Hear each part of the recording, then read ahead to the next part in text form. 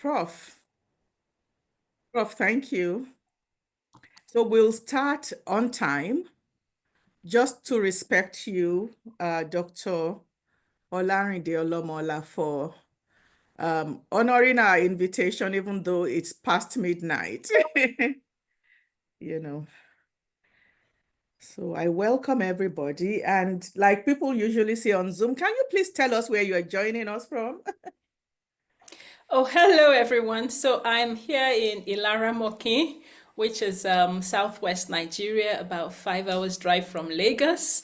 Nigeria is a big country, so you're like going from state to state like you're going to another country in other climes. So thank you. And people, the members of the audience and my class, you can tell us where you are joining from in the chat. And if you want a little bit about yourself. So I mean, have a not you, PhD not in you. economics. Oh, no, no, no. I'm Oh, going the to people in introduce the you. I chat. mean, the other Great, correct. people. Thank you. I'm so happy that my professor, Professor Richard Joseph, is joining us, I think from Atlanta. But I'm Prof, happy to image you. She told me a lot about you in the last few minutes. Prof was my professor from 1976 to 79. And he supervised my first major work, which was my undergraduate thesis. And then, I lost, I think my copy is in my parents' house, and both my parents have passed away, so I don't know where my sisters have it. Prof was able to scan the copy of my thesis and share it with me. Wow. Yeah, Isn't so that I'm really so kind? honored that he kept it and was able to share it with me. Greetings. I look forward with much anticipation to this presentation and discussion. Thank you. Thank you, Prof. Okay, so I think I want to start at 6:05 because Dr. Olarinde Olomola, she's speaking from Nigeria where it's past midnight.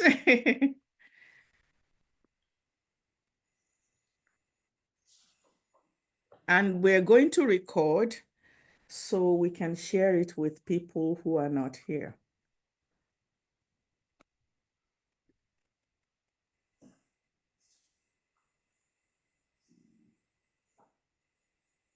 Okay, I better just show my face now.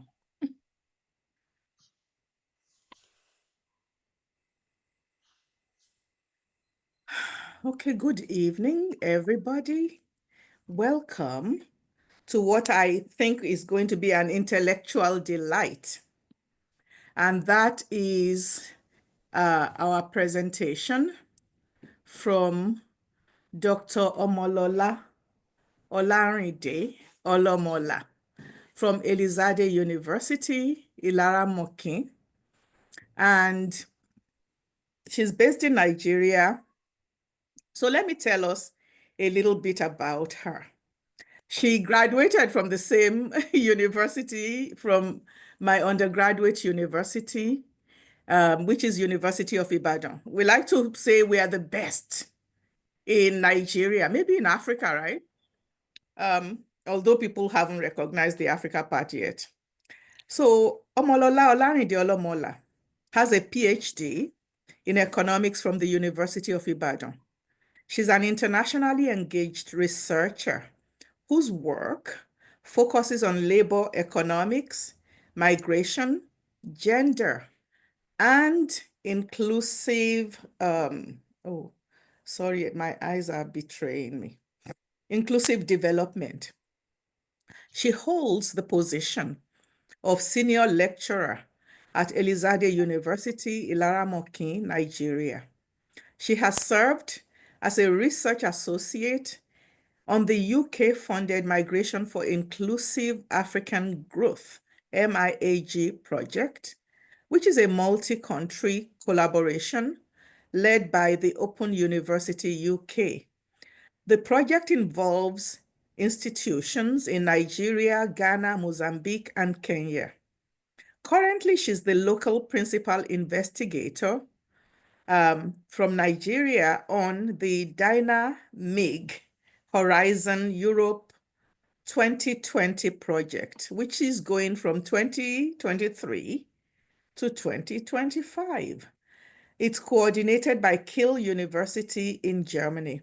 In this role, she leads the gender committee and contributes substantively to empirical and conceptual research outputs on migration, gender, and inclusive growth. She has published in reputable peer-reviewed journals and co-authored several project reports and policy-relevant research papers with African and international collaborators. Her recent works explore epistemological questions in gendered migration research and the governance of labor migration in West Africa. She also writes and presents papers on knowledge production from underrepresented regions. Dr. Olarinde Olomola has mentored undergraduates, postgraduate, that is, well, graduate students, as we say here, and postdoctoral candidates in research. She contributes actively to scholarly discourse through editorial roles in journals such as the African Review of Economics and Finance, and also a journal that I founded and edit in the Kerido International Journal of African Migration. Dr. Olarinde Olomola is a member of the Network of Migration Research in Africa, or NOMRA, and the Nigerian Economic Society.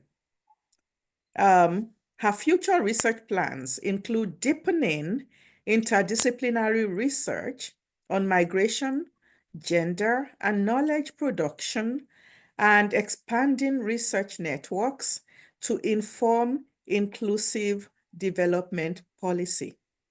So she has an ORCID profile and, a Google Scholar page from which people can find out more about her research. And she's on LinkedIn, so, anybody that wants to connect with her should please do so. I find her to be a brilliant and personable, person, very delightful to work with. And it is a pleasure to welcome her to Brooklyn College. So the title of the talk is Japada, Transnational Linkages and Non-Homothetic Migration Aspirations in a Nigeria Sample. So Dr. Olarinde Olomola, over to you. Thank you very much for that very kind introduction. I really appreciate it. And I thank you once more for the opportunity to present some of our work here. This work is drawing from our Dynamic project, which is a partnership between European and African countries where we're studying migration aspirations, trajectories, and its impact on policy. So I will be presenting a small part of our work which focuses on aspirations and which focuses only on Nigeria. The project covers Nigeria, Kenya, Morocco, and then we treat these countries, we treat Nigeria as source, Morocco as transit, even though they have multiple roles. So Nigeria is also, destination, but we treat as source, and then we treat the movement. So Nigerians in Italy, so we have partners in Italy collecting data, and Nigerians in the UK, we have partners in UK that collected data, and we try to pull it all together. So source, transit, and destination. And I've pulled out results that are particularly from the interviews done in Nigeria. And what I'm focusing on, I'm sure many of you have heard the terminology Japa, and Adegoke, who is with King's College in London, talks about it as fleeing. There's a sense of urgency to the word, and there's a tendency to talk a lot about Nigerian people's migration aspirations as being in this way. But I think there's more to it. Recently, there's been the talk about return, which is the Japada. And before now, we only used to talk about Ja without the urgency of Japa. So I've tried to talk about these three things. I'll pull them all together. What the core of my message is that this is not a one-time decision. An aspiration is not really, a migration aspiration is not really a one-time decision in which someone says, I'm leaving, and then that's all, it just moves on from I'm leaving. It's multifaceted, but in more, it's also this word I use when I say it's non-homothetic is we tend to think about it when you have higher income, do you have more capabilities and migrate more? We tend to think about it in those senses. But what I'm trying to pull out with this word is that it's not so much the proportion of aspirations that changes, but the nature of aspirations that change. And so I'm going to try to look at this with interviews done. So this is not a qualitative, not a quantitative presentation, not presentation of quantitative results, but of narratives and how we can draw inspiration from what the migrants themselves tell us. So I'm going to move right away. Well, we'll see this. I'll do a bit on theoretical framing, then I'll talk about our work, and then I'll talk about, I'll show some graphs about this non-homothetic nature of aspirations, and then I'll talk about what our respondents say. So this is a picture from the internet that we use on our project, but I also have other pictures coming up that we've taken during the field work. All right, so as I said earlier on, when you see my results, I don't want you to take them with the impression that Nigeria is only an origin country for migrants. We are a net positive migration country, so a little more emigration than immigration, but we do have significant immigration into Nigeria from across the globe. And this is a chart that I've taken from my previous project, which is the Migration for Inclusive African Growth project, where we look at some very interesting data from OCHA, where they look at daily, they use Facebook to look at daily chats and where they're emanating from, and they use that to predict, who is where. And you can see there's significant global South, but also global North representation. This is just a few selected countries. What our research tries to do is to draw strength by looking at a heterogeneous mix of people. By that, we mean we need a focus on what is commonly done for Nigeria, this irregular migration, nor on regular migration. We just speak to people with regards to their aspirations.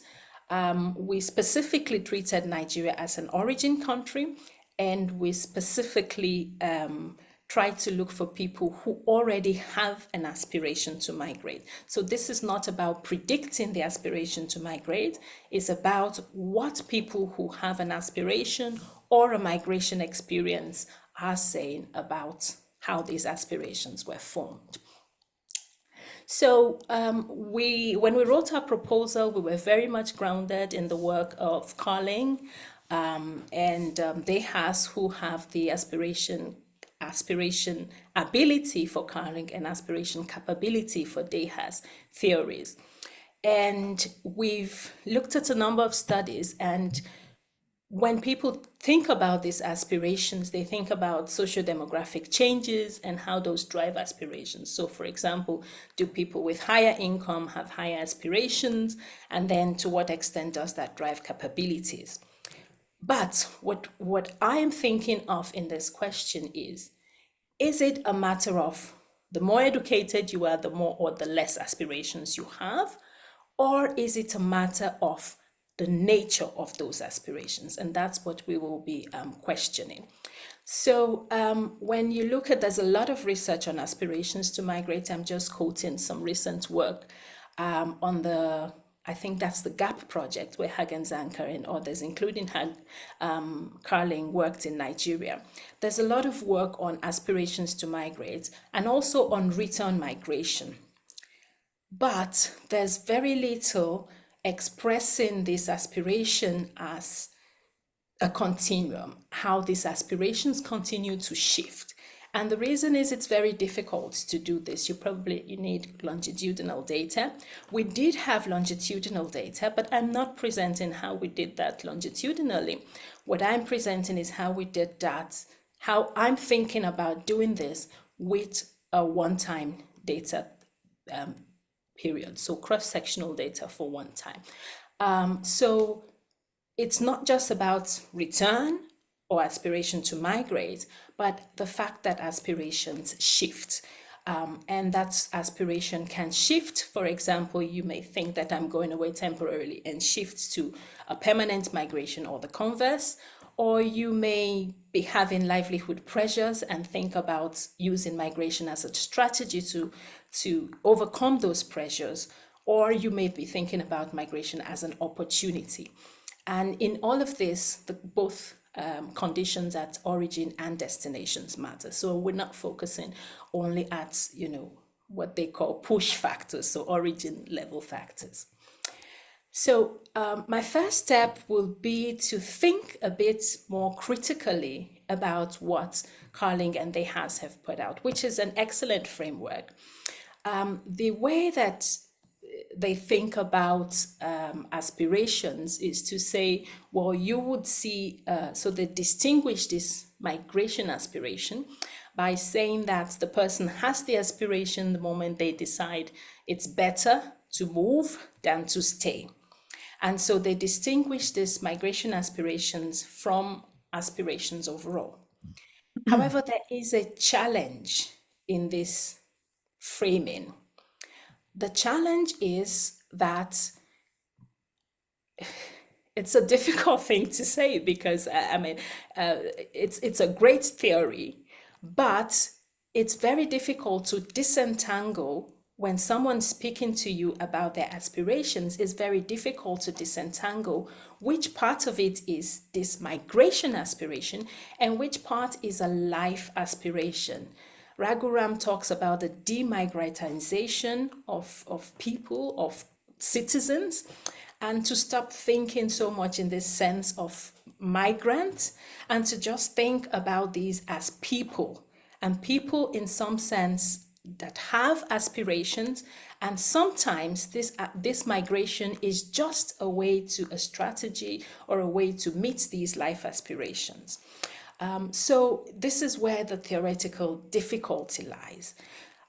There's also the theoretical difficulty, which the authors themselves recognize, the overstating of the desire to move. So once you decide that there's a migration aspiration, that there's a mental shift that people have this thing, so that there's the bias towards thinking that people have this aspiration. But Carling and people he's worked with, but also Dehas, recognize that most people do not move at all. Some of that Dehas assigned to capabilities, but some of it has to do with a lack of aspiration, which is a very interesting topic on its own, a theoretical perspective on its own. And obviously, the authors recognize that it's difficult to think of aspiration as a single time and linear. So I aspire to do this, and the moment I leave the country, I aspire to migrate, does my aspiration become, fulfilled the moment I do migrate, and is that the end of it? So this non-linearity of aspirations is quite difficult to capture, and which is why we felt that strong narratives maybe will be the way to go. I'm going to just disentangle these terms, which they follow through Japa, Japada. Well, I couldn't find academic literature on Ja, but I remember as a younger person, when we used to talk about migration, there wasn't that sense of urgency. We'll just say, I'm going to Ja, I'm leaving. And there wasn't the notation, the link, people didn't link this with never coming back or leaving because of distress. And closer to the 2020s, this idea of Japa came, and you see authors starting to talk about a sense of urgency, a sense of leaving permanently, a sense of fleeing associated with migration. And more recently now, there's been the Japada, which is a phenomenon that describes return. I use them in this sense, but I want us to think a little more about both the aspirations and the trajectories in the framing that I've given previously as, non-linear, continuous, and non-homothetic. Okay, I think. All right, so as I said earlier on, our core literature was the migration aspiration framing, and how that led to decision making within Africa and with other countries that Africans transit to, destinations, and similar trajectories. So we focused quite a bit on trajectories, on temporalities, which is where we got this idea of dynamic. It's really a combination of two words, the dynamics of migration. That's what we used to coin our project title. We overall have 152 interviews, but I'm going to focus on the 46 that were done in Nigeria in this presentation. Our partners in Italy did what we call diaspora interviews. So they were interviewing people who were already Nigerians who were already in Italy, and they were looking at their aspirations to move onwards or how they arrived there. I'm going to speak a bit about this to differentiate between how interviews go on at origin countries and transit and destinations, but my results are basically going to focus on the Nigerian sample. And as I said, it was a heterogeneous sample, so we looked at different types of mobilities. It was people who have aspirations and different levels of aspiration, so desire, intention, plan. People who had achieved those aspirations, so to speak, whether they had embarked on a migration journey previously or were in transit, and these kind of mobilities. We used two instruments. One was sort of structured, so it's a survey instrument, and it asks background information, age, education, marital status, and that allows me to draw a few graphs here and there. And then we use detailed interviews.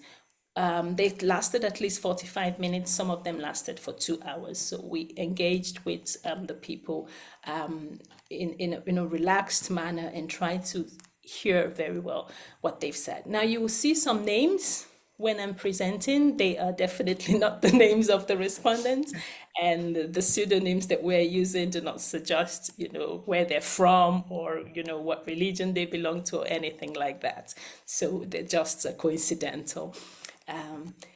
All right, so let's start with what we saw from our survey data. So for example, we collected background information on levels of education, and then we collected background information on gender. And One thing you notice is right in the middle is the current migration status. So whether it's just at a desire stage, whether it's already at a plan stage, whether the person has left and returned, the person is a migrant or is in transit. Maybe a little bit more about our field work. We focused on Southwest Nigeria, mainly Lagos, but some interviews in Ondo and Ekiti, a few. We thought that Lagos was pretty cosmopolitan and captured a heterogeneous mix of migrant populations. But it also has, it's very different from the core north, for example, where climate is very important to migration aspirations. So at the end of the day, we have quite a number of economic migrants, so people who are just either seeking opportunity or leaving because they're moving away from, they're trying to get away from livelihood pressures. There was a lot of economic migrants among our respondents. So when we say the desire, these are people who have just started thinking, wishing. So, oh yes, I do want to migrate. And if I do, here is where I want to go to. We had something which we call the migration hub that measured, that asked the question, where do you wish to go to? And that kind of thing.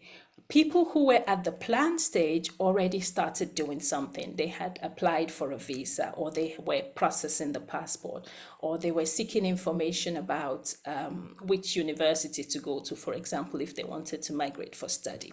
They were doing a little more. Return is pretty, standard. So people who had a migration journey and were back in Nigeria. Migrant is someone who also had a migration journey, but was on that journey. And transit is non-Nigerians who were transiting through Nigeria. So if we, just for information, we disaggregated this, we split it by gender. And one thing you notice is, at the plan stage, I don't know, let me see if I can pick up a pointer. Yes, let's see that. You can see here that there are more men relative to women at the plan stage, and women are more at the desire stage relative to men. And we thought that has to do with capabilities and abilities. For the benefit of, I don't know how specialized you are, but I mean the audience is. But what Carling says is, people do have the aspiration to migrate, but fewer people are able to because they either do not have enough income or they don't meet the criteria to use regular pathways. For example, they're under, they don't have the educational criteria. So we think that this has to do with reduced capabilities of women, for example. Here is another one. So the two major, apart from income, the other two major, let's say, socio-demographic indicators that aspiration theorists used to think about, the capabilities is employment, education, and, as I said earlier, income. And one of the things that's interesting that comes out of other studies, including DEHAS's, is that income is, employment. So more employment doesn't mean less aspirations, which is why I said earlier on that both source and origin and destination conditions matter. So for example, you would think that, well, if someone's using migration as a means to improve their livelihood and they were previously unemployed, once they become employed, then they would want to migrate less. But in many studies, that's not the case. Many times employment is a way to empower. So the person works to raise the funds for migration because the aspiration remains. And this exact nature of aspirations is what we want to detangle. So how do these aspirations remain or change in nature based on whether someone is employed or not? And here we were a bit, we opened up this employment category a little more. So there was the possibility for part-time employment, full-time employment, or self-employment. So apart from the gendered dimension of it, you would see that people who had employment were more at the plan stage. So it also reflects capabilities. You have the income that comes from your employment that you can use to plan your migration journey. In other words, secure your passport, apply for visas, and that kind of move. And a lot of people were also, a lot of respondents were also working while planning the next step, or studying while planning the next step. So I want to do my master's, and I'm planning that that's going to be abroad, not in Nigeria, for example. Or I'm already working, but I think that I need to move up in my career, and I think I need some, especially men, spoke a bit about migration in a sense of taking opportunities. I need to be part of another market where things are done differently. I need to get that experience and return with it to Nigeria and improve how work is done here. We had a lot of that narrative.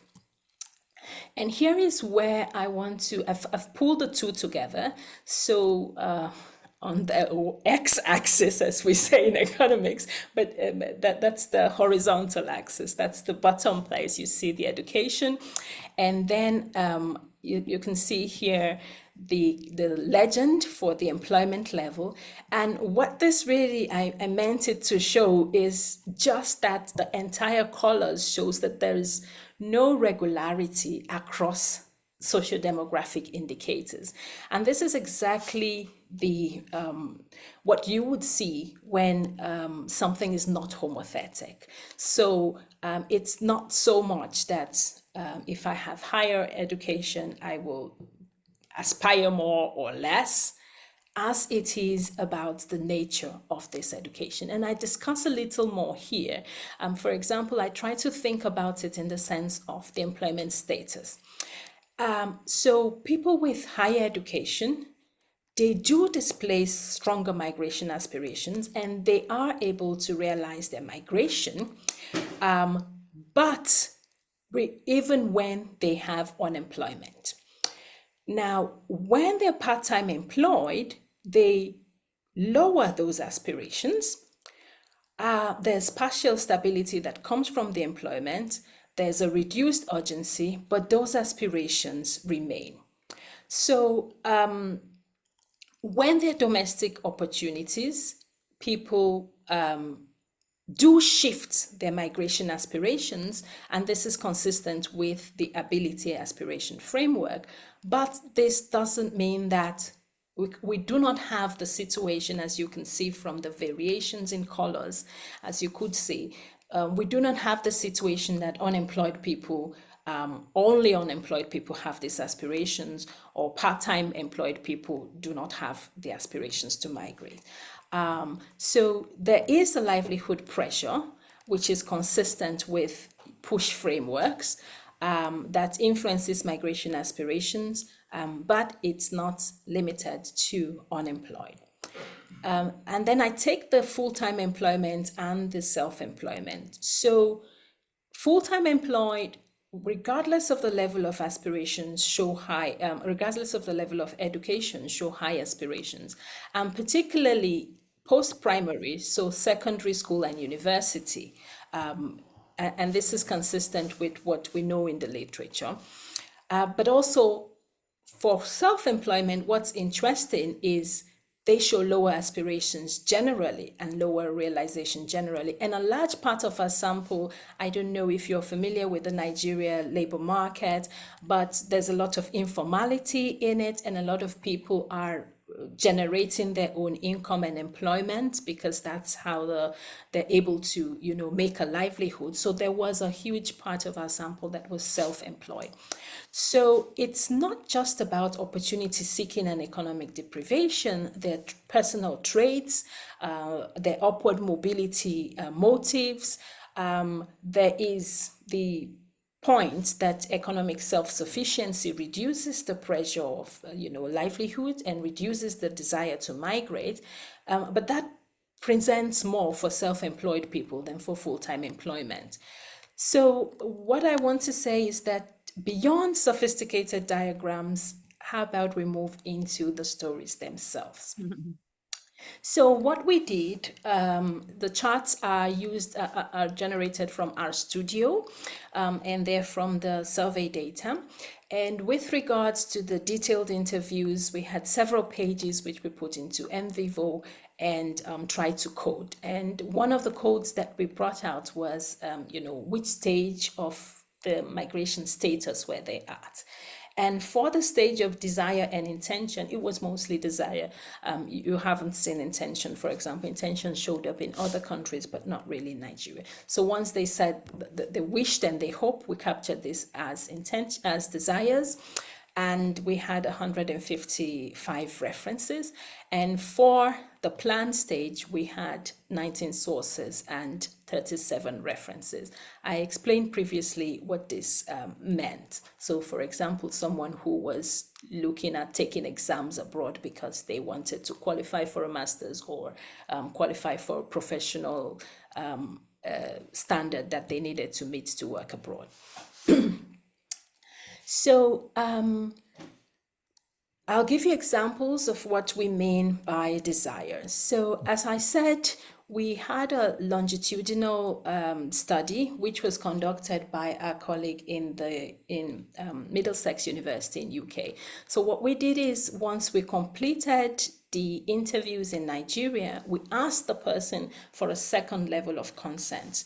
Do you want to participate in a long study in which you will be submitting what we called video diaries? We call them digital diaries, videos, digital images of, how your decision to migrate is shifting.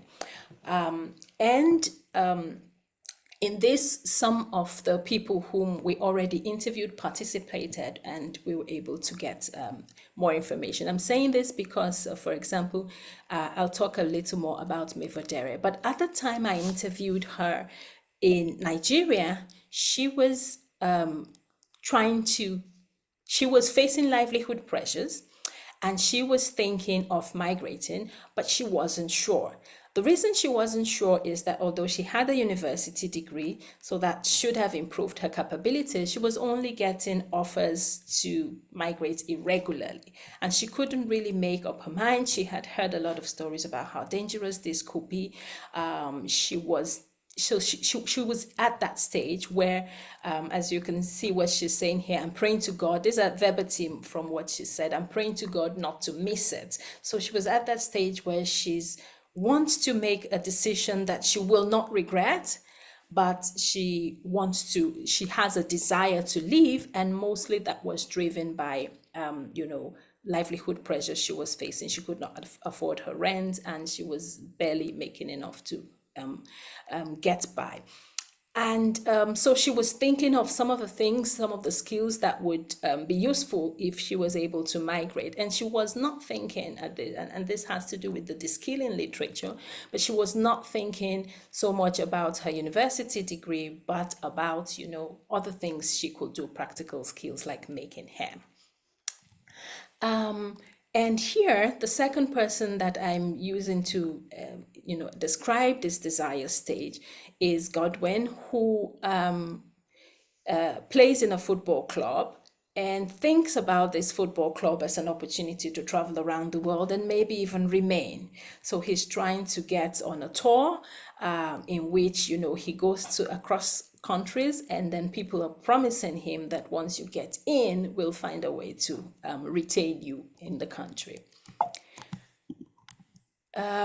So I'll take 3 examples of this desire, okay? And of this, I'm going to move on to the plan, and I'll take 3 examples of how plans are, in this sense, non-homothetic. So first is Queen. Queen has advanced in her plan. Her mom has already prepared for her to travel, and at the time of the interview, she had a passport.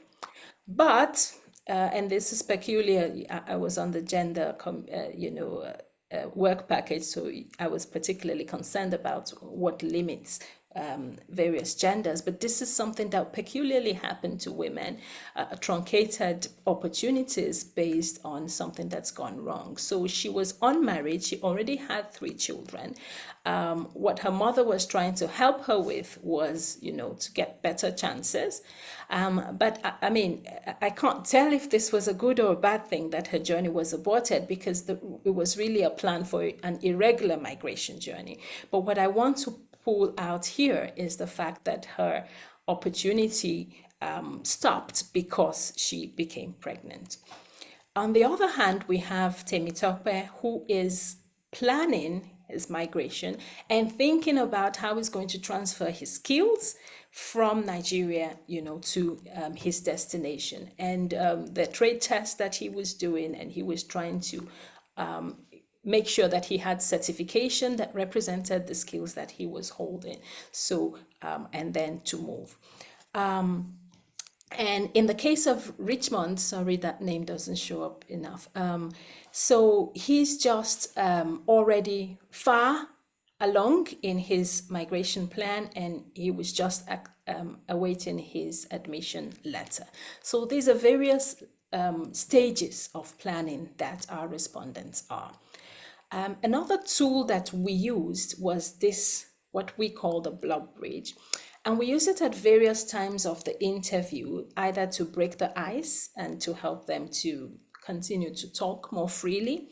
In the middle of the interview, for instance, to continue to talk more freely, or even at the beginning. But most of the time we used it towards the end of the interview.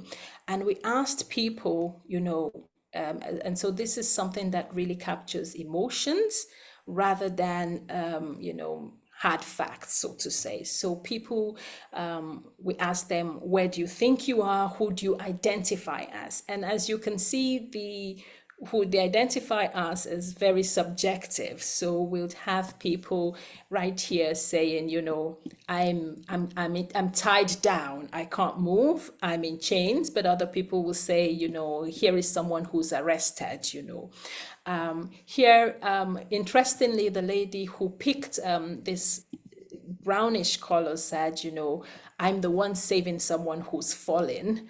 And so on and so forth. So we have people who, a lot of them, as you can see, reflect what they're telling us. They're at the desire or intention stage. Some of them are already they're on the journey, and some of them think they have reached. But the thing is that people who pick this, I should learn my colors, this light purple at the end of the bridge, and not necessarily people who have migrated. So they distinguish between their aspirations from their migration aspirations. So I think I'm where I want to be, but I still want to do other things. I'm still going to migrate. I'm right here happy, but if I have this chance, I think it's good for me. So I really liked this tool because it was it really encouraged conversation and a lot of laughing about who they thought was on this bridge, and also a lot of anger. Someone said, why you drew this bridge? Why are you asking me what it means? What did you want to say when you drew this? So there was a lot of emotion that the bridge showed. And some people said, well, you're already imagining that there's a journey when you're drawing this bridge. So they realized the way that, they spoke about the way that they saw things differently from us. And I thought it was a very useful tool, which is why I'm presenting it. All right, so I'm going to use a bit of stories to finish up and tell this non-homothetic nature of migration. I spoke about Maeve earlier on. She has a university degree, no proper employment. She was selling snacks, doing a bit of catering here and there at the time that we met her. She's done this for a while, but she doesn't have economic stability. she doesn't think that things will get better if she gets married. Rather, she thinks she first needs to get her own economic stability. So she tells me her sister who's married tells her that men will respect her if she has her own money. And so first she has to have some livelihood, and then she thinks she should get married. And it's just not happening for her at origin. So she's thinking of migration as a way to achieve this aspiration she has. So this is where I talk about the difficulty in disentangling the life aspiration, because Mvedere then later talks about the fact that if she achieves her aspiration at origin, she will abort her plan to migrate, particularly because she's only getting regular migration options. And then we speak to Melvedere over 6 months, and my colleague in UK does so. And based on, as she continues in her research, so she's looking at materials, how can I do this, how can I improve my life, if I took one of the options that was being offered to me to migrate irregularly, where would that lead me to?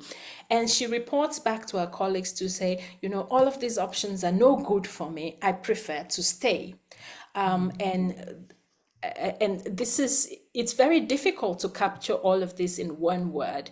I emphasize here the missing opportunities, because a lot of what's happening is from the livelihood pressures that she's facing at origin. But there's a lot more than this to her story. I'll take another case of Jima. Jima is from Chad. He has already migrated to North Africa. He's been returned. He's been assisted to return voluntarily, as it said, assisted voluntary return and reintegration. But he has not met his aspiration for a better livelihood. So his migration has not ended in the way he wants it. It's not, so there's this lack of success of this migration journey. Back where he's coming from, he hasn't been able to secure employment, and he thinks, from his perspective, he thinks nepotism is his problem. If you don't know anybody, the way they say, then you never get a good job. And so he feels a sense of futility in, trying his hands there. He's been in Nigeria. Nigeria doesn't offer him more options. He still thinks of repeating the same journey, and this time doing it better, because he's still facing the same pressures that he had before his first migration journey. And Lawrence is really an interesting character. At the time that we met him, he was at the passport office in Lagos. I said that we did some convenience and purposive sampling because we were specifically targeting people. So it was not random. We were specifically looking at people who thought about migrating in some way. So we were either at passport offices or at centers where people were being trained for migration, or at embassies. And so Lawrence, we met at the passport office, and he was planning a third or a fourth migration journey. He had already been to Spain and to France. And what he did was he wanted to migrate. And he seemed to have this persistent idea that he needs to be elsewhere than his origin country. And so he's weighing his possibilities, and this has to do with his capabilities. So he thinks, if I just go to the embassy as a first timer, nobody's going to give me a visa. So I'm going to go to a country that's easy to, enter. And he talks about this as opening his passport. So he just takes a trip to Cape Verde to show that he's traveled before. He doesn't fit the criteria to, at the time of the interview, to apply for work. I know a lot has changed in Spain since we did this interview in 2023. Spain is having a lot of regular migration pathways, including for low-skilled migrants. But this was not the case for Lawrence. He wanted to enter as a visitor and then work. And so he succeeds, he gets his visa into Spain, he finds employment, and he works for a couple of years. But then his employer really needs to renew his contract to be able to retain him. And here is where the issue of documentation comes in. They has a lot of work on what it means for, I'm trying to find my words carefully, whether to say global south, but from people from disadvantaged areas, in being able to get the kind of documentation you need to be able to meet your aspirations. They has, in fact, thinks that if, people had better regular pathways, that they will be able to move freely to where they, at best, where they fit the labor market best. And we do have evidence of this. I'll quickly jump to a story just to emphasize this point about one of our migrants who was in Morocco. So he was interviewed by my colleagues in Morocco. And the interesting thing is he was working irregularly in Italy on a farm as well, and seasonally too. And he worked for a number of years and then got his stay. And when he got his stay, he now had the proper documentation. So what he does is to go back to Morocco when it's off season and work as a taxi driver. And he had a very good relationship with his employer in Italy, so he would go there when his employer called him, during season. And this illustrates the point of how documentation can facilitate regular pathways. So Lawrence doesn't have this, and he doesn't want to return. So he thinks, okay, if I stow away, get into some transport that's going to France irregularly, hide somewhere, I will, be able to go to another country where I can actually do what I want to do, which is work as a migrant. He gets caught, he gets deported, and this doesn't end it for him. He's thinking, how else can I do this? Because he has this. And Chapendonk talks about how, this reflects the non-linearity of the migration journey, but particularly for people from the global south, where documentation becomes, you want to go elsewhere. So he wants to go to Spain, for example, but first he has to go to Cape Verde. So there's twists and turns of the migration journey that Chapendonk talks about. Aduni is one of our stakeholders who's talking to us about other people she works with, but she's also talking about her own migration experience, and she's highly educated. She's been in Europe from the time she was in secondary school education. Her parents sent her there to boarding school because they thought that a foreign education would give her a head start in life. She had it very difficult because as a young child, she faced a lot of challenges, just, belonging there. And then she gets to get used to it and then also miss being back in Nigeria. So she starts to inhabit this world. She marries a Nigerian, returns to Nigeria, but the husband doesn't want to stay. And so she moves back. And this is reflective of, Heraclitus is never the same river. You can never step in the same river. She's transformed as a result of her migration journey. And she finds herself, a sort of a transnational citizen living between these two worlds, neither here nor there, fully happy. She's a fulfilled person in Nigeria, but, tied to where she spent a significant part of her life. And she is trying to help others at the time that we met her establish a livelihood in Nigeria. Joy is a trafficked young lady. She starts working. Once her father dies, she starts working as a caterer, but her pay is not very good. And in this particular month, her employer is telling her, you missed some days, which she says she didn't miss, and she's frustrated.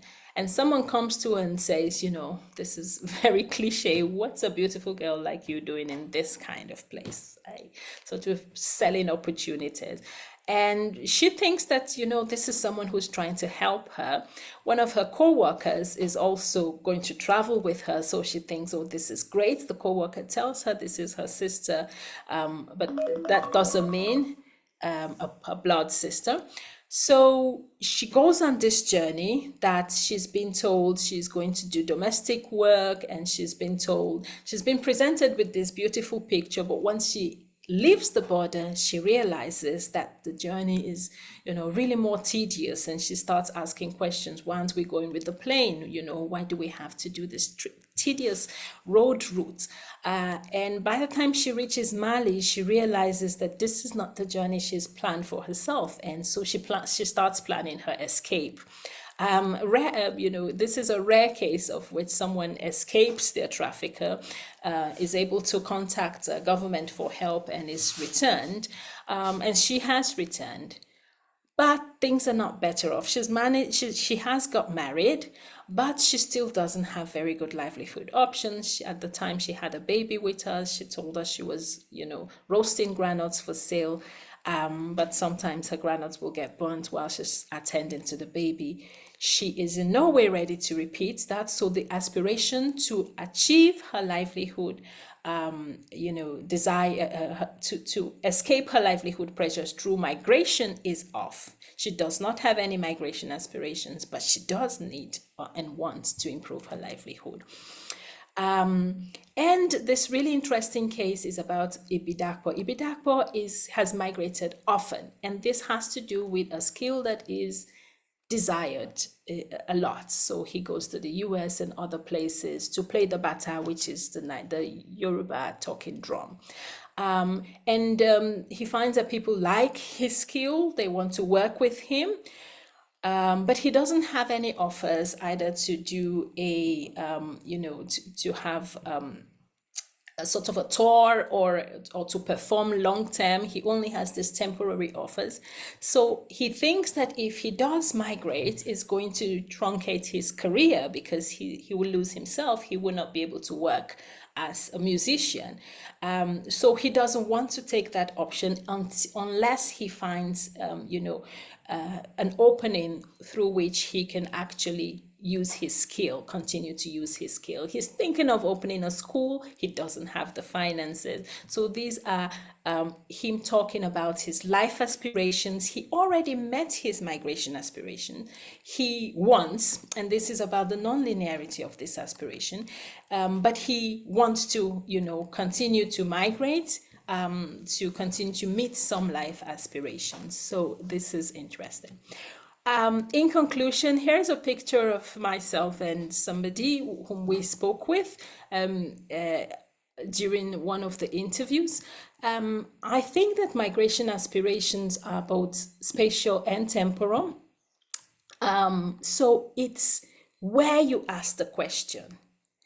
It's when we ask at origin, do you want to migrate? People tell us, oh, yes, we do.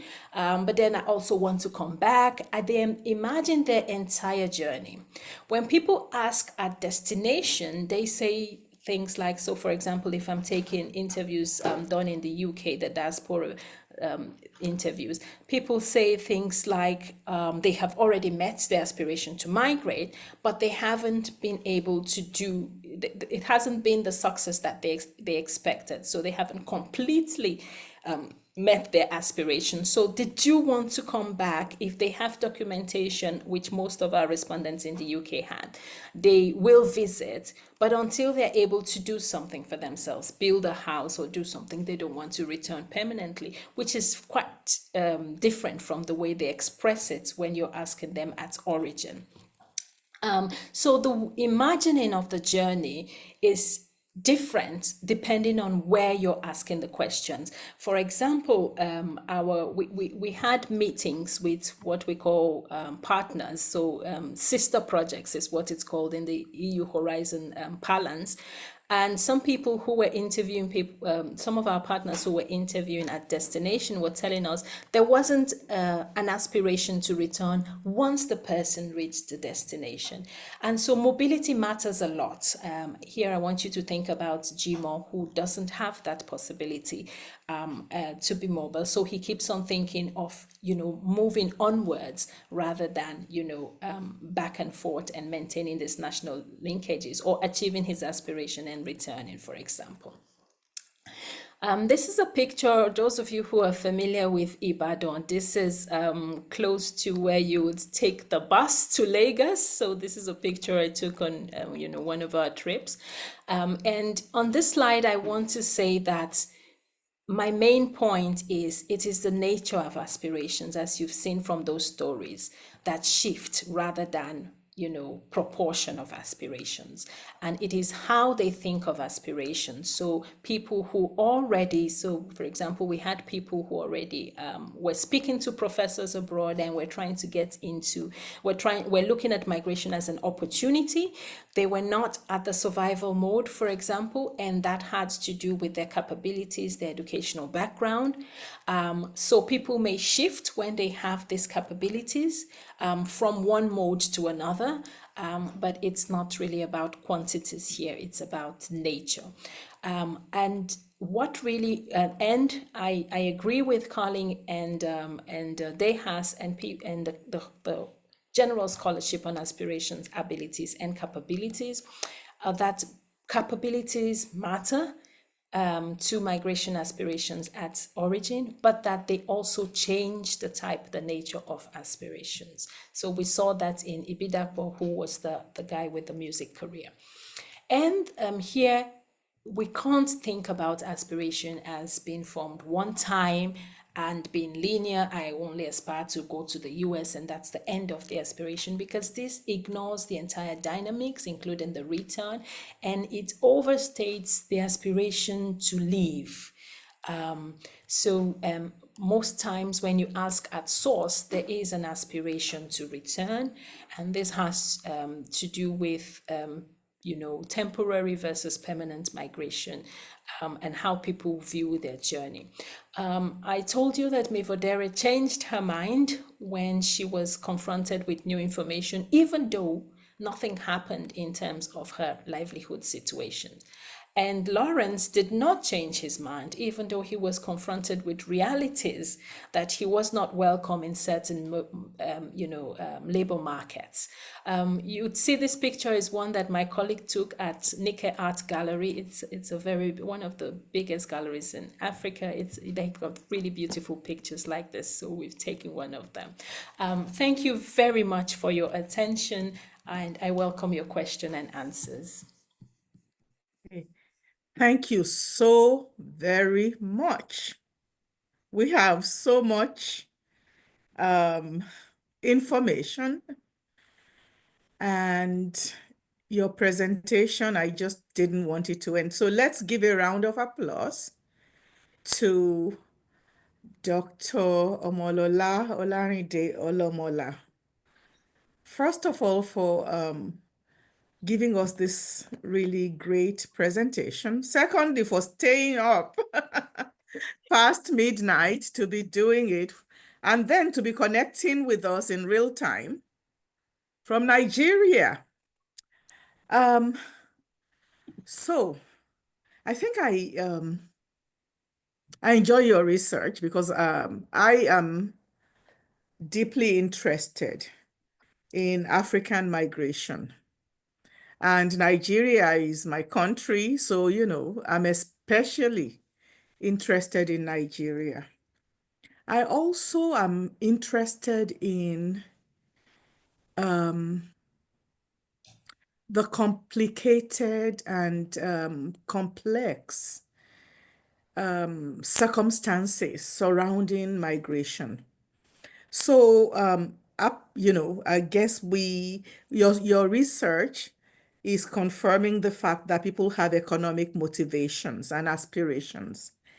And that many of them are also looking for some level of predictability in terms of migration routes and, knowing what the requirements are, and then being able to meet those requirements in a kind of straightforward way, which is not the situation now.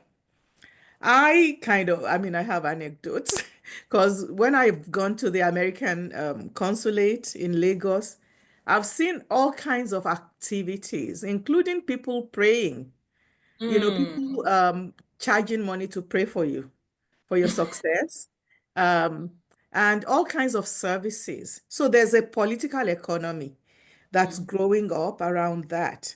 And then in terms of the gender aspects of it, I'm also deeply interested. And I'm so glad that you spoke about some of that. I mean, people who are planning to go and then pregnancy, and then they have to take a pause. And that pause gets extended, and there's frustration.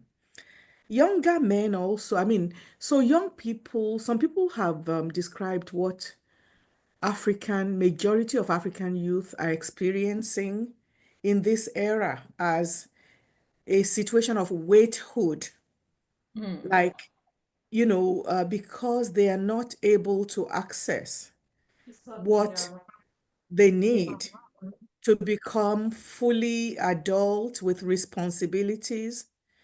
They are waiting eternally, and this is why migration is so seductive. Because if you, let's say, graduate from university and you are now in your fifth year of Mm-hmm. informal employment, where you are not even able to afford rent, and your parents are still taking care of you. If you have, family that's able to do that, or, you are squatting with friends and stuff, it can be very frustrating, and you are stuck in a like time warp. And so, I mean, I could say way more. People also face a lot of financial stressors. Um, and people are complimenting you, so maybe read the chat. Um, Okay. so there are financial stressors that people face. I think it must also be psychologically draining when you're just trying and trying. And then people who kind of get up to North Africa and they get stuck, sometimes in very unpleasant ways. And then there are ways in which women also experience things that men don't experience. For example, there's, there are stories about rape and all Mm-hmm. kinds of sexual exploitation. And then people who don't expect to be trafficked, and then they become victims of trafficking. So, um, to to given the stressful aspects of migration, what makes people still interested in leaving? I think I have an idea, but I think maybe people would like to know a bit more about this. Then I heard you talking about training centers. So there are people who are, formally training people.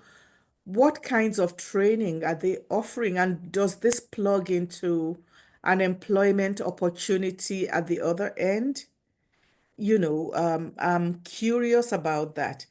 But I actually also wrote down some questions, so let me see if I can find them. So demographically, I mean, what's the percentage that's going, I mean, that has these aspirations?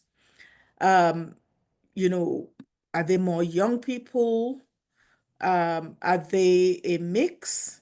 And then in terms of the sex of the people, is it more men? Because, there's this idea that because of the ways in which migration can be had, that more young men are able to do what it takes. Like if you want to climb over fences and all these walls, you are more agile and whatever, So does that line up with your findings?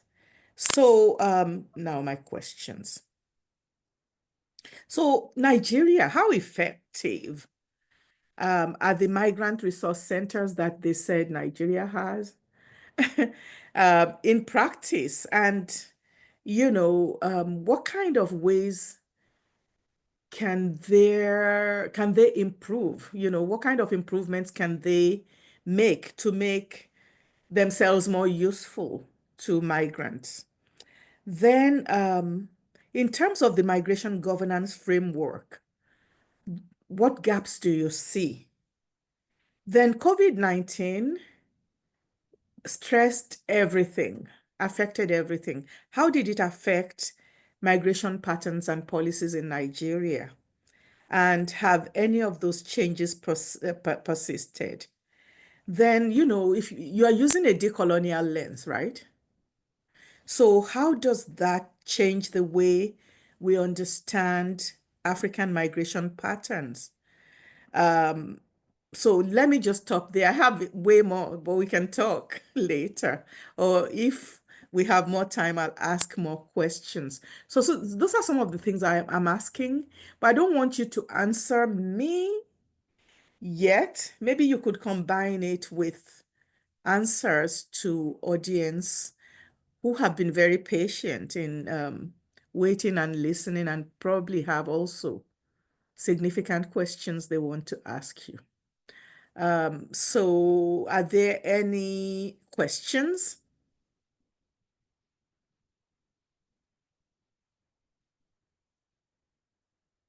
If you have a question, just raise your hand and I'll call on you. Or comment. Or maybe okay, Ajeda. Ajeda, can you show us your face too? Ajeda is my student, so I can ask her to do that. Yeah. Hello. Yeah, your question. Hello, can you hear and see me? Yeah. Can everybody see Ajeda? Oh, wonderful. Let me side by side. I'm having Okay. internet issues today. Okay, yeah. What's your question? Dr. Yes, Dr. Olamola, thank you once again so much for this excellent and just very apt and very presently needed presentation. I'm trying to contain my excitement because it's also something that I desire to study a lot more, and I'm just so glad that you're able to take the time to share with us. I have equally a lot of questions, but I'll try to refrain to maybe about two or three. Um, so in talking about aspirations and the way that they are dynamic and also transient, the way that they change and that they are temporal at times too, I'm interested to hear more about how these kinds of desires kind of orient around self-identity and belonging, especially because in belonging um, abroad is certainly something that you mentioned in some of the narratives and picking them out. How does belonging in the origin country also shape these kinds of aspirations and the dynamics there and why they change, and especially belonging in an employed environment? So that's one question. Another question pertaining to religion and other sort of spiritual aspirations as well. How are there any ways that you can see that religion or religiosity has, I guess, like an empirical tie to not only education level or even areas of employment, but also, I guess, a centrality in how these aspirations form and how they may either be life aspirations or migratory aspirations. All right. Thank you, Ajeda. And Oh, you still and have more? then the blob bridge, I love that so much. And it's Ajeda, maybe you should go off camera so that because it seems like you yes, I have, do. I'm sorry, did I cut out? yeah, you cut out. So maybe go off camera, then we'll be able to hear you. All right, try now. Okay, can you hear me? Yes. So sorry about that. No worries. The last one for now is the blob Okay, bridge. Ajeda, I maybe type it into the really did text love that. because we can't hear you You had properly. mentioned as well. Okay, Type it into the text. okay, will do. All right, Thank you so much. Dr. Olamola, maybe we have another question from a brilliant graduate from our master's program, Chinedu. Chinedu, yes. Yes. Good evening, Professor Komen, and thank you for the invite. Good evening. This was a brilliant presentation, Professor Olomola. My question is, in a course I took last semester, the Professor Ness, he wrote a book. It's called Migration as Economic Imperialism, and we've seen the Japa trends. I'm one of the people that Japa from Nigeria, so I concur. So, but what I want to say is that, do you think there's a concerted effort from the West to, in a sense, create the conditions that are necessary for them to exploit low-level or low-wage workers in the West? Do you think it's a concerted effort from the West and its allies to create these conditions, or do you think it's something that's happening just organically from bad leadership in Nigeria? All right, very good. So let's have those two questions answered, and maybe one of mine, and then we'll take another round. Oh, great. I think let me just take from yours. Maybe I should start with the migrant resource centers. So right now there are 3 of them in Lagos, Abuja, and I believe in Kaduna. And there are about 3 more coming up. And so one thing I would say about the way migration governance, which is another question that you have, is the way the system works in Nigeria is that a lot of funding is external. And there is where the gaps that you mentioned exist. So if you want to put your foot down and talk about what your own national interests are, there will be a need to back that with some funding, which is what is not available. So, for example, a couple of years ago, I did a study from the ILO in which I learned that the MRCs got 0 of their budget from the federal government. This is a significant economic challenge. Now, so that delves into how effective they can be. Now, in terms of potential, they have a lot of potential. For example, there's this design of what they call the National Electronic Employment Platform, which is a website that acts sort of like a job matching website. So it's part of the, the labor ecosystem. But the way it should work is it should work globally. So people who are looking for workers from across the globe can advertise on the NELEX, but also Nigerians across different states can, supplement their adverts on other websites on this NELEX website. But they've had persistent challenges with just functionality. So they always have to redesign and that kind of, when people want to put adverts somewhere, they want some kind of stability. They want to know that the advert will be there and will show up, and people who are seeking either to take up employment with them or any other way will be able to use those facilities. And so this instability has been a problem. So what we have is a lot of potential that is currently underachieved at the MRCs. But they are, I've been there a number of times. They have a very good framework in which, that brings me to what the training centers are doing, in which they try to, with the German government, so they have partnership with the GIZ, for example, where they try to empower Nigerians. So that's the whole narrative of migration development nexus. So if you empower people, they will stay back. There's little evidence supporting that, but there are a number of trainings in that direction where people get some skills.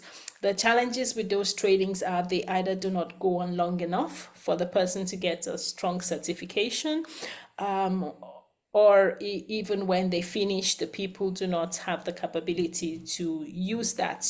They don't have money to set up their business, so they are just trying to shop, jump from training to training and just stay on that rather than actually become, employed afterwards. So that takes me to the second set of questions around self-identity and belonging. And I'm going to, there was a question about how does belonging in origins shape aspirations. I'm going to speak about this with regards to gender and the fact that we know from, for example, from the Gallup data and from, there's an OECD data called the CG, which is the social indicators and social and gender indexes, indicators. And we know from there that women who face more discrimination, depending, yeah, so there's a threshold. So they tend to want to migrate more up to a particular threshold, meaning that at a certain level of very high discrimination, that just squashes the aspiration to migrate entirely. So there is this belonging and that is shapes aspiration that we found. I also want to talk about return, and again this is gendered. So for women are judged more harshly, especially if they've had a failed migration journey. And the other thing is women, the expectations on women, the dual expectations to fulfill familial roles and to fulfill work roles remain. So if women migrate and are successful in their careers, they sometimes fail in the eyes of society, so to speak, in their familial expectations. So there comes the harsh judgment of, well, you didn't get married, well, you don't have children, well, you failed in one aspect of your life. And this is peculiar to women. And when women know that if they return, this is the kind of difficulty that they're going to face, that reduces the aspiration to return. So specifically focusing on our own study, that is what I think I would say. I hope I answered, I was able to provide some insight. With regards to religion and religiosity, so we did ask people what religion they practice. There was a fair mix because it was Lagos of, Muslims, Christians, and people, a couple of people who identified as non-religious. But I didn't pursue that to tie it to aspirations because there wasn't a detailed discussion. Now, we don't have a representative sample, so it's not about generalizability. So 46 interviews is rarely something that you can use for quantitative representation. So we don't have a representative sample. I can just, pull up a graph on the relationship between religion and aspirations, but apart from that, there was not detailed discussion, which is why I skipped it entirely regarding religiousness. But for example, we know in Nigeria from previous research that that there's the whole idea of networks and where people go to, and the idea that you're tied more closely to where you have cultural and religious affinity. And we know, for example, that people from the Southwest region want to go to places like the UK, like Canada, well, less now to the UK and the US, a bit more to Canada and other European countries outside the UK. So we know that, and this is mostly a Christian Southwest thing, but also Muslim Southwest. But when you look at Northern Nigeria, they have different cultural affinities. So I'll just say that generally, but not very much I can say on religion. With regards to the question on imperialism, well, even though I took a decolonial framing, I didn't particularly measure this. But what I can say is this. Two things. First is the idea that if there's going to be some fairness, in fairness, I mean wage equality, better wage equality across countries, then we're going to have some global standards as to what skills mean.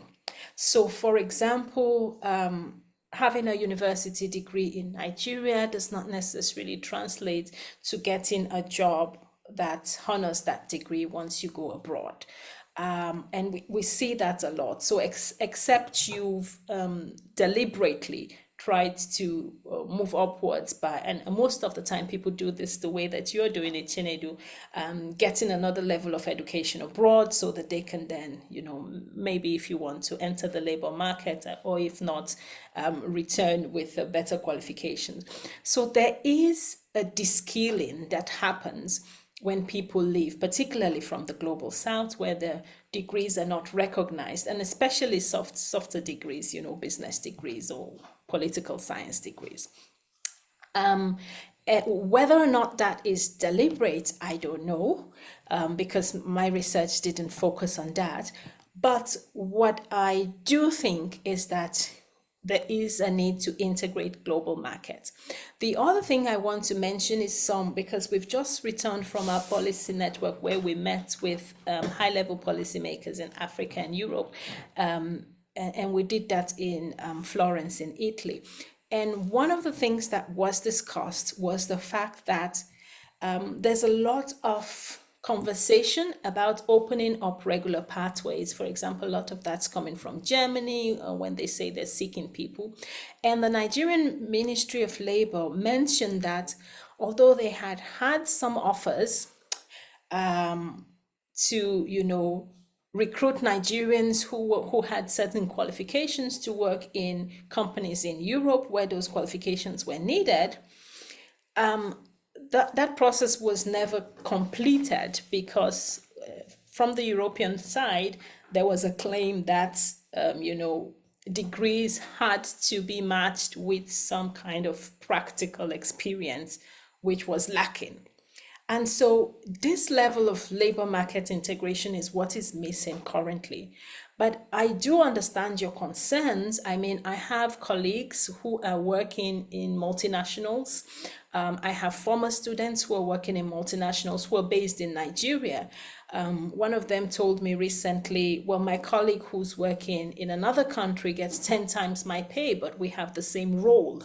So there is that wage inequality, and it's both a driver, so an influence. So if just shifting where I am changes how much money I get, maybe all I need to do is shift my location. There's the location economics of it. So that could also be contributing to an aspiration to leave. So you just want the aspiration to leave to get better chances at getting a good wage rather than really wanting to live elsewhere. So thank you so much for that very interesting question. I'm going to look up the one on the blob bridge and respond. Okay. So do you want to take more questions in the meantime? Oh, yes, Okay. I'm happy to. So do we have any more questions or comments? Should I put people on the spot? Hunter says, thank you very much for your presentation, Dr. Omolola. My question is, do you see parallels between the Nigerian Japada phenomenon and migration return patterns in other African or global South contexts? What, in your view, makes Nigeria's case distinct? Excellent question. So any other ones? People can also raise their hands. As we're Okay. waiting, I want to actually ask about intersectionality. And then I'll read Nicholas's question. So what intersectional factors have you found most significant in your research? Like, you are looking at gender, you are looking at class, and then nationality. Which ones do you find most significant? But Nicholas, in the meantime, asked this question. How does migration affect family structures and relationships in Nigeria? And what challenges do Nigerian migrants face in integrating into new societies? Excellent again. My students are brilliant. Okay, yeah. Do you want to take those now? Absolutely. Okay, Parallels between migration in Nigeria and other African countries. So when we think of other African countries, so there's this south of the Sahara kind of problem, and then the North Africa kind of problem.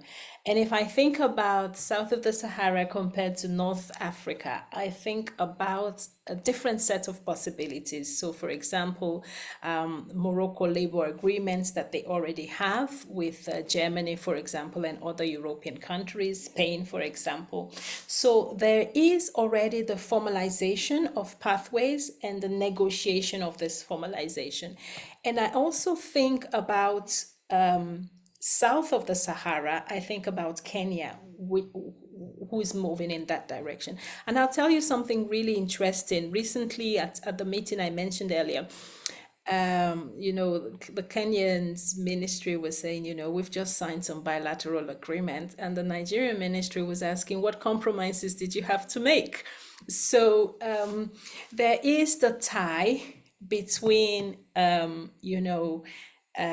getting more funding and agreeing to certain things such as the return of irregular migrants, or even in some extremes, externalization of borders. So there is that complexity when you sign agreements, and Nigeria claims to be representing the rights of the citizens and being slow to signing those agreements because they're careful about, what compromises they could make. I cannot verify that, but that's the claim at the moment.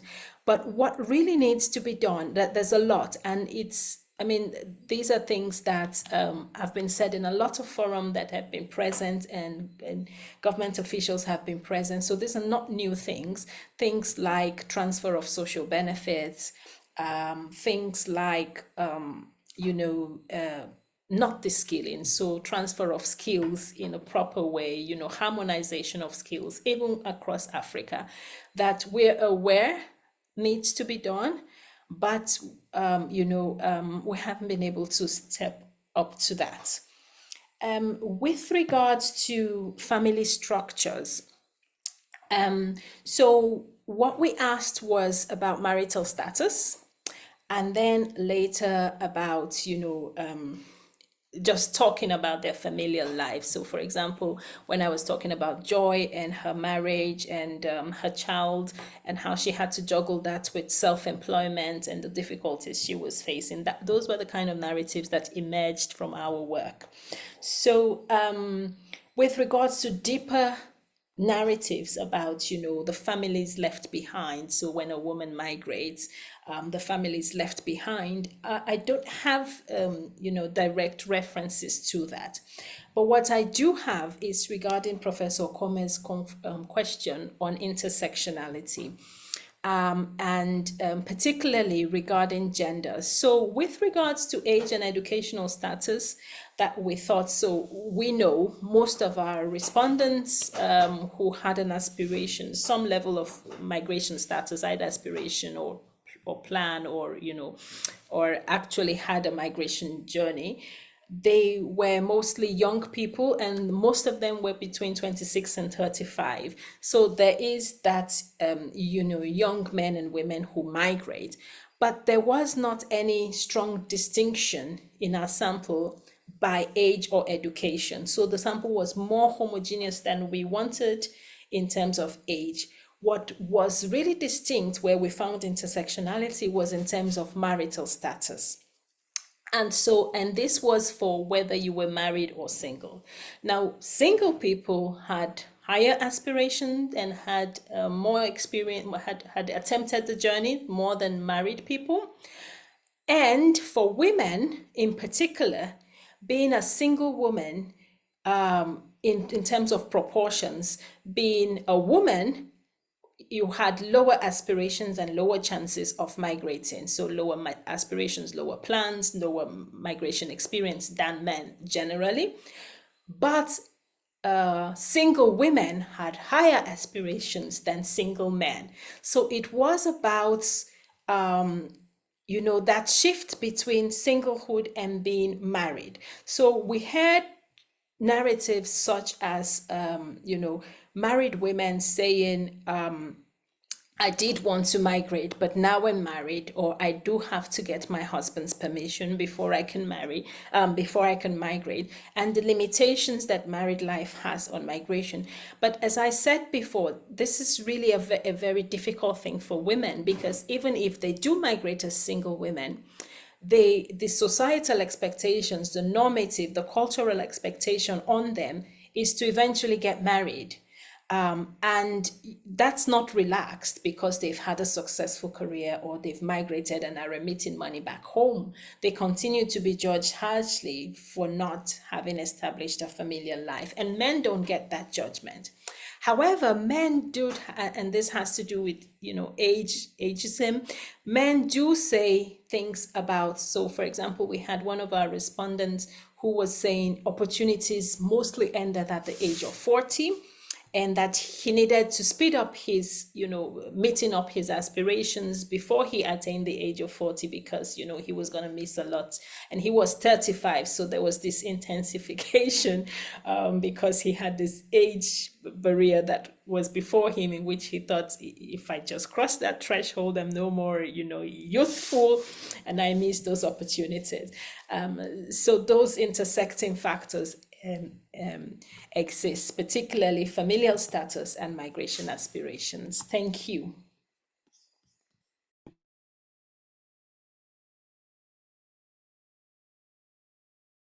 Do we have any more questions? I do. So let me just ask mine while people are thinking. I think I see something in the text. So what challenges have you faced in doing this research? Also, how do you measure returns to migration in terms of development outcomes? And then let me see what's there in the chat. Oh, wow. Okay. Ajeda has a lot to say, Thank which you is for great. engaging, Ajeda. Yeah, Ajeda is always great that way. So she says, thank you once again for your presentation and your time.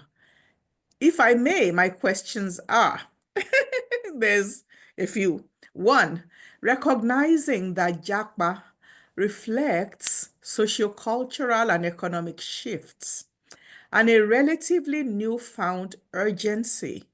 Can you speak on how time and global shifts also reshape aspirations, especially as it pertains to the Nigerian economy? Second, may you also speak on the ways that space and awareness of spaces may shape aspirations, or a description of plans. Three, she goes back to the blob bridge. The blob bridge is wonderful. I do think so too. You had also shared that participants shared frustrations, noting that it was made by those asking the question. In areas like the blob bridge, though meant to encourage conversation, how, as a researcher, can you contend with unintentional framing? And may you share more on the process on achieving a non-linear outlook. You could write a book on these three things. So I think you should privilege her question over mine, because I Oh, think they're so absolutely. And I will start with the blob bridge. So thank you very much, Ajeda. Very interesting questions.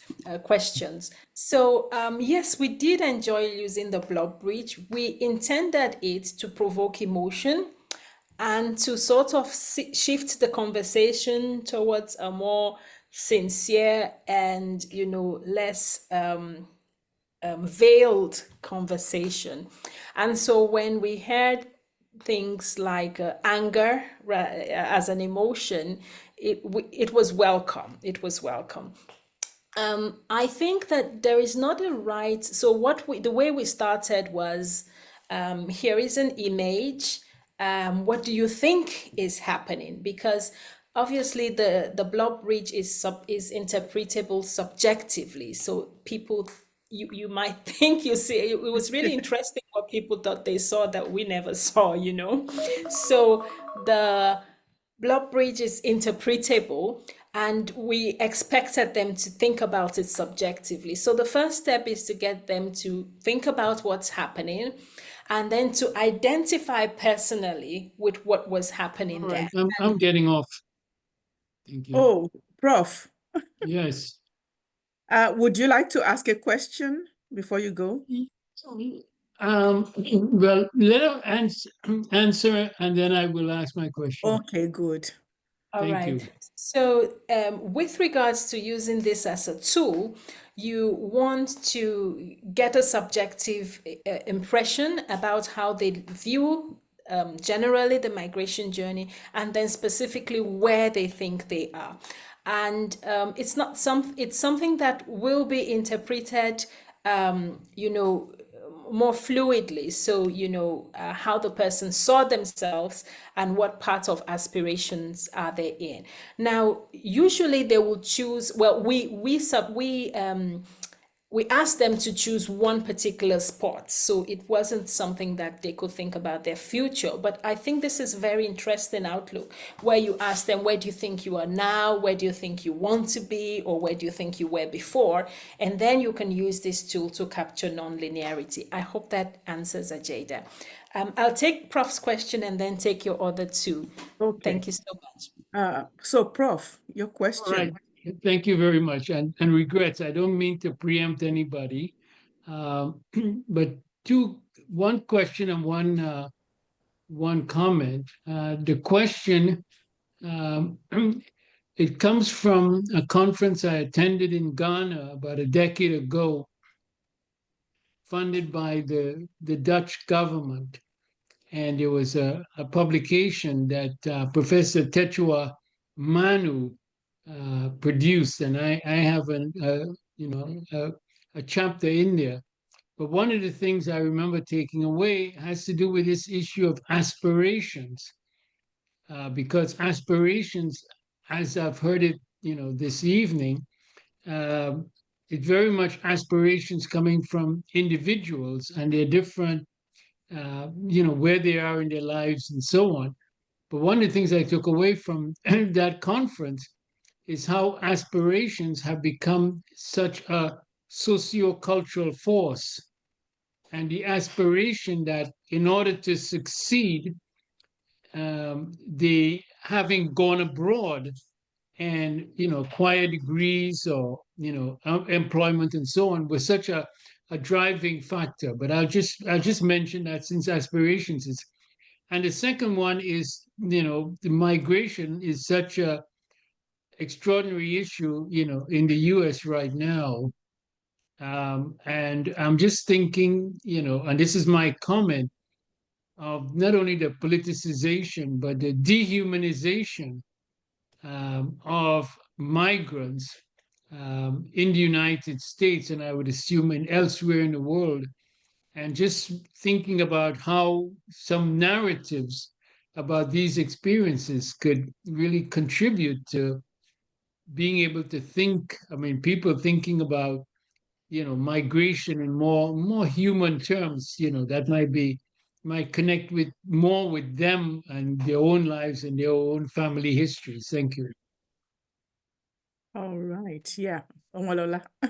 Thank you so kindly for your comment. And it reminds me of something that was recurrent throughout the last IMISCO conference in Paris. And that was the fact that, migration studies is not working from the humanized perspective, because we keep thinking about these migrants as a unique identity, whereas they are first people and then they're second migrants. I think that I agree with you that we really need to bring back the human, so the woman who is, so rather than talking about this, and I attempted to do that a bit, I don't know how much successfully, rather than talking about the woman migrants, you talk about the mother who has a child, and this humanizing that you speak about, because at the end of the day, it's this idea of othering, of, that there's this migrant who's different from me, or who's foreign, or who's alien, and it's there that the possibility of dehumanizing comes in, and much of it is about the way that the social welfare, the global social welfare system is organized, and the claims that certain groups do not, they contribute to this social welfare system and they don't need to share it with groups who didn't contribute to it. This is really a narrative that we need to deal with in terms of resource sharing, but it's a lot to unpack there. So thank you so much. And yes, I totally also agree with you in terms of the social context of migration aspirations, how they're formed. I have a bit to say about the way that Stark thinks about aspirations as a family decision and the role of society. And what I really want to say is that I'm doing some work on that, in which I think about Stark's work, and our data, our evidence supports him, that a lot of times people share their aspirations with their family, and their family support them either financially or through different kinds of encouragement. But when people think that they're not going to receive support from the family, and this is like women, like the lady who I presented, who was trafficked, she didn't go home to tell her mom, oh, I've seen this woman who's going to take me away. She thought, well, what's my mom going to do? She's not going to give me money. She might discourage me. I better not tell her. So there is the part of disclosure, where people disclose their aspirations when they think they're going to get support. And that really affects how we're able to judge the society and the family's contribution to this aspiration. But mostly in our data, we've found evidence that the family is usually supportive and encouraging of migration aspirations, even if just in kind. And so thank you very much for pointing that out. Yes, there's the meso part of it all, where family and society do play a role. So do I go back to back to my question. Oh yes, back to your questions, the Yeah. challenges we face. Well, one thing, so we did, I think the way we did it, we worked in work packages, and different people had different responsibilities. And where we've had the most representative data is from digital, that data that we collected digitally. So for example, we had a Facebook study where we collected 600,000 samples of post-book. Yes, and then we used large language models to analyze it. So there is the fact that there's a shift towards cheaper digital data, right? And so, we've done 46 interviews, but we have 600,000 on Facebook, and we had this, we had a number of, and I will share one with you if you circulate among your groups. We're doing a final survey among how researchers think about migration. So please do feel free to share. So those ones that we could transmit virtually, we had this large data sets that were really interesting. So I think that now one of the challenges we now have is then, triangulating all our results. So as I presented during our methodology, we had all of these different groups collecting data, and the data sharing and thinking of common ways in which we can analyze has been quite a challenge. We do have a report on all of Africa, for example, but beyond that, just merging what's happened in a more rich way between source, transit, origin, transit, and destination, that has been challenging. So the methodology of using all these rich data sets to sort of converge, on a few key findings has been the difficulties. And someone asked about the returns to migration. Yes, now there's been a lot of focus on remittances and that being the major thing that we need to look at. But it's a cost and returns. So there's been a lot of focus on diaspora, investments and bonds and what we have in Nigeria. But there's more than that. And one thing I'd like us to focus on is the fact that when people have regular migration pathways, and this was especially expressed by men rather than women. So in our sample, women talked about migration from, and I think this was socially constructed, vulnerabilities. Well, I can't make a living here, I'm going to make. Men talked about it from an opportunistic perspective. I'm already making a living, but I think if I go elsewhere, and I find how they do things differently in this same field, and I bring that knowledge back here, I'm going to cause a shift in the labor market. So these kind of opportunities was mainly expressed by men, but there are returns to migration that are less captured. So the fact that and this is really more about mobility than one-time migration. So being able to go and maintain these linkages is what we need to look at a little more from my perspective. Ajada, on your socio-cultural and economic shifts, how time and global shifts. So this is quite complex. I think that recently, what I want to emphasize is that, like when we talk about Japa, as if, Prof was asking me about proportions of people who want to leave. We didn't measure that specifically. There are various studies, some in the medical sciences talking about between 60 and 80%. We didn't measure that specifically, how many people want to leave, because I don't think that's really, that's not why we didn't measure it. But right now, I don't think that's really the question. I think the question is, when people aspire to go, what are these aspirations made of? So is it origin push? Is it opportunities abroad? Is it just, better livelihood? Is it moving around and getting opportunities from mobility? The way that other cultures are able to, for example, in the global south, the Philippines, or, in the global north, generally the movement across the EU. And that brings me to the intra-Africa movement, and we have not signed the free mobility protocol of the African Continental Free Trade Agreement. So although we speak about this intra-African free movement, I don't think that we have committed seriously to it. And so this shapes, so some of the aspirations can be met within the continent, some cannot. Some of the aspirations are just to migrate, but some are for livelihood opportunities that take a long time to achieve. And so this is what we need to think of. But I don't know if I'm not convinced that we need to reshape aspirations. What I'm convinced is, that we need to understand that these aspirations are, not the way we're currently presenting them in literature.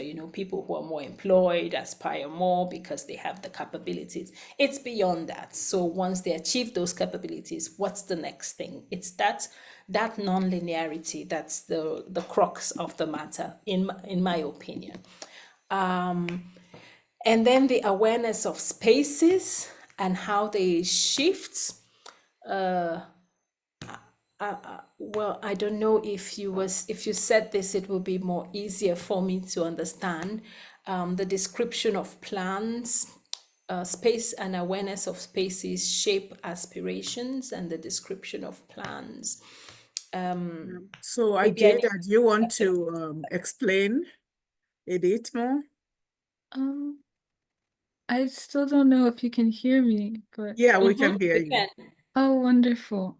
So yes, I am also very much interested in the nature of aspirations, and so I think I didn't word my first question as properly as I had hoped to, but it's less to try and figure out what external origins sort of force or have to reshape aspirations, but exactly how they may tie into the ways that aspirations both um, fluctuate, change, or stretch over time. So how the nature may have to contend with contemporary things, and also that sense of urgency.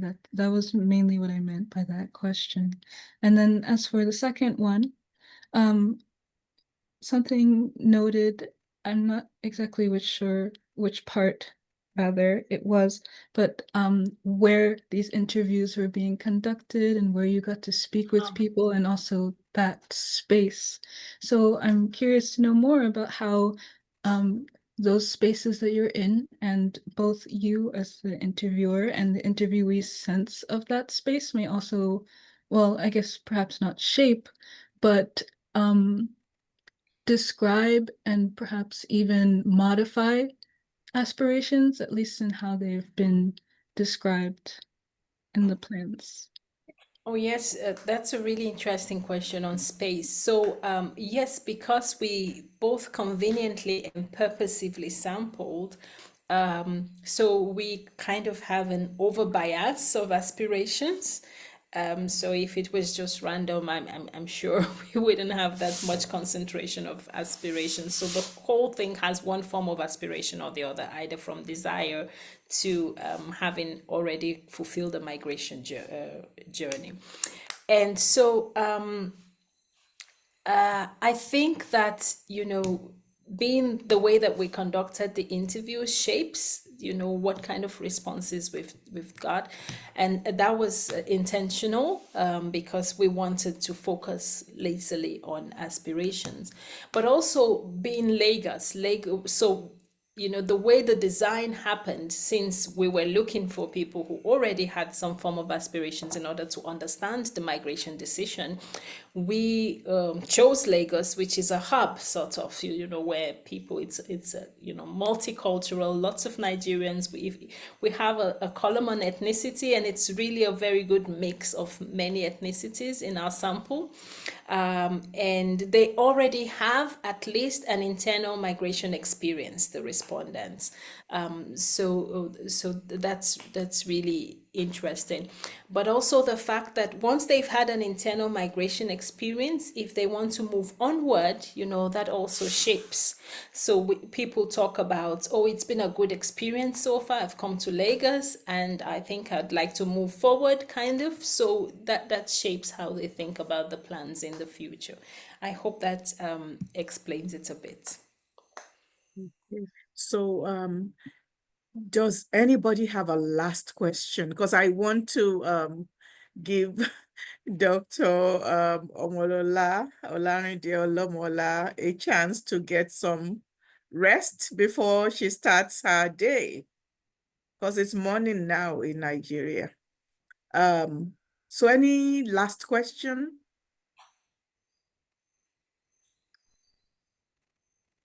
Anybody going once, twice, or comment? Okay, so I just want to say that I thoroughly enjoyed this, and I wish Ajieda says thank you very much. Please have a good morning. And I saw Mrs. Savage's comment also, that this is a great presentation, an excellent presentation. Thank you for taking the time, and have a good morning. So I also want to join her in saying it was a delightful experience. We thoroughly enjoyed it and benefited from your cutting-edge research and the interesting way in which you presented. And we wish we could keep you Because believe it or not, I mean, my class actually ends 50 minutes from now. But I think I'm going to give my students a break to go think about what you've said. I encourage them to write responses, in terms of what they get out of this. So maybe they could use the rest of the class time to do that. But everybody, you can unmute and let's give a round of applause to a great scholar and ask her if she would want to come back to Brooklyn College, maybe in person, right? To give us another presentation. So thank you so much. And if you can't clap, you can do the virtual clap. We thank you. Thank you very much. Thank you. So have a good day. I hope you'll be able to take a little rest before you Oh, go I to will. work. Thank you so much. It's been delightful being with you. Thank you for your pertinent questions. I've really enjoyed my evening with you. Yes, and Sania said thank you also. Even the people who didn't speak, I think they have enjoyed this. So do come back. Thank you. I look forward to that. I appreciate the Okay. Can my students just wait after, Dr. Olomola, let's let you go. But Thank can the you. students Enjoy wait the and rest of the class. let's have a conversation? Yeah.